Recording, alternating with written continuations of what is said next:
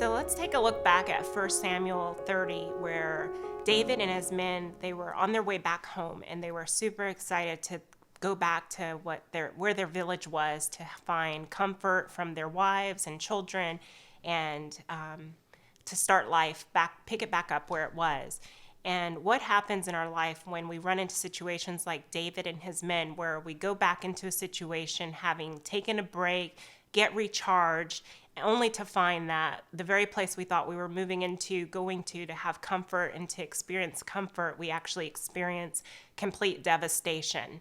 I think it's a very real part of life, and it's a hard place to be. But in that story, we get an example of what to do in those situations. And I think it's just important that we recognize that in the moment there was a pause where they showed their emotions and were allowed to feel the pain of their loss. But then right after that, there was comfort provided by God when David did pray to him and seek his direction. This passage, it reminds me of when Jesus was in the Garden of Gethsemane and he was calling out to God, and he said, this situation, just the thought of it devastates me. It feels so scary. Please take it away from me. But then we have the but. And then he said, but your will be done, not mine. And I think this passage is a great reminder of how we can go through really hard times, and we'll go to God and we'll say, this is too much to handle, but can you please take it away from me?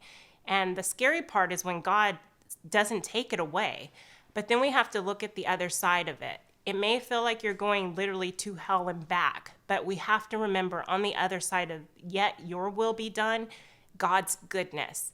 God is good, and he is a just God, and he's merciful, and he's full of grace and compassion, and he's going to not forsake us during those hard times, but actually bring you on the other side of it to the goodness. So I think that's the part we have to hold on to. In David's story, we saw that on the other side of it, although it was a very difficult situation coming back to complete devastation, God gave him an answer to move forward and brought him to complete victory. And I think that's the second point we should take away from this, is not only trusting God's goodness in the situation and saying, okay, not my will, yet yours be done, but recognizing it's when he moved forward and he actually sought out to do what God gave him the okay to do, he was able to see God's hand working in the situation. It was at the point that he actually moved out to go and recover his family and his possessions that God sent a resource to David and his men. He sent someone that could give them the answer to where their enemies were, to where the raiders had kept their family members, and bring them to complete victory. So just remember those two things. One, it may seem devastating and really hard, but God will not forsake you. On the other side of it, there is good. There is your good. And then the second part is, in the moving forward, you will begin to see God's hand move in your situation.